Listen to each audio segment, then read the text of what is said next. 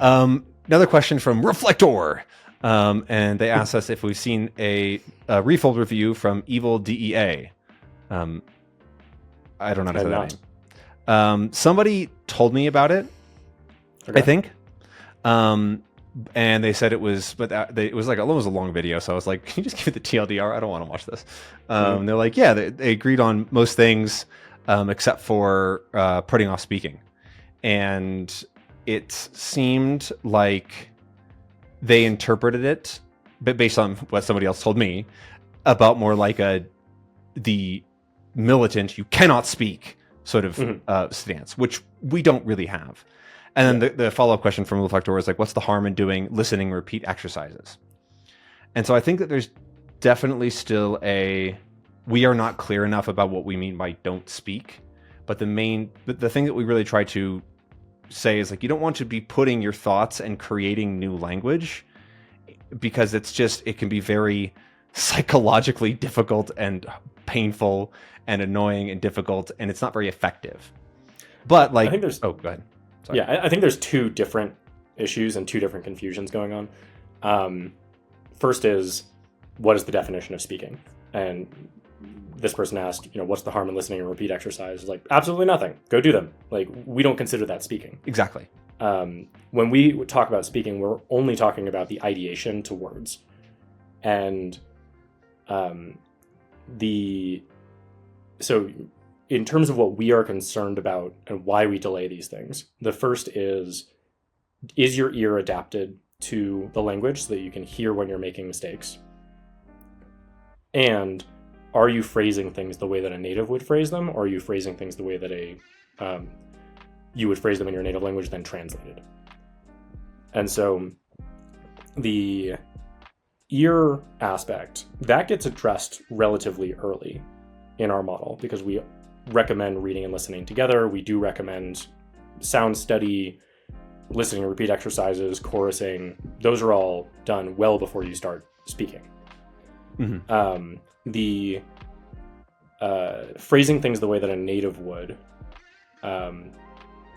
is something that takes a lot longer, because you have to see an enormous amount of the language to see the way that natives speak, and you need to engage with native content, not learner content, not comprehensible input. You need to see and hear, how does a native express this idea? Because it is often not what you would see in a textbook. It is not what you would immediately translate.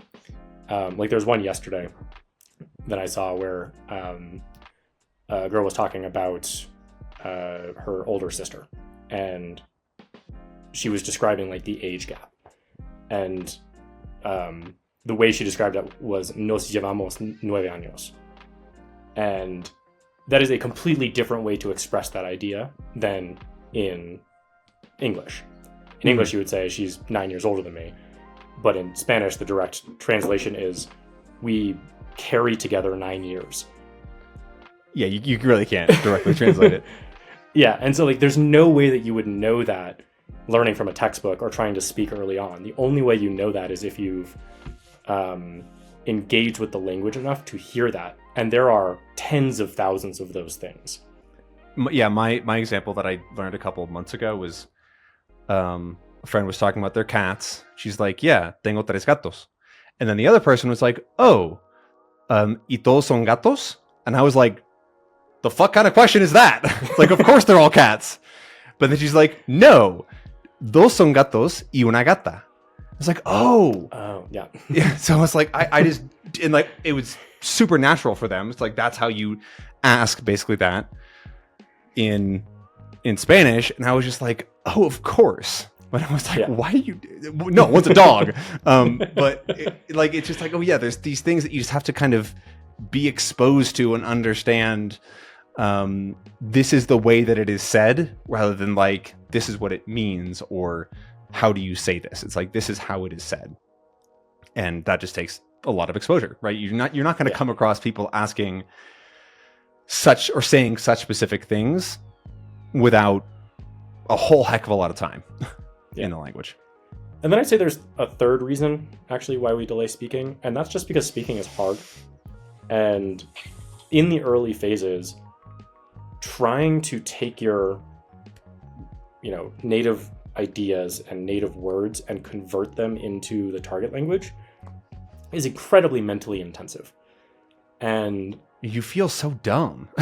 and you feel so dumb because the things that are popping into your head, like the experience of this is, if you're a new learner trying to speak English and you're an English native speaker, English pops into your head and then you have to convert it to Spanish or whatever target language you're doing. Whereas speaking after you can understand the language is, the language will pop into your head and it may not be right and you may have to manipulate it, but at least it's coming out in the language.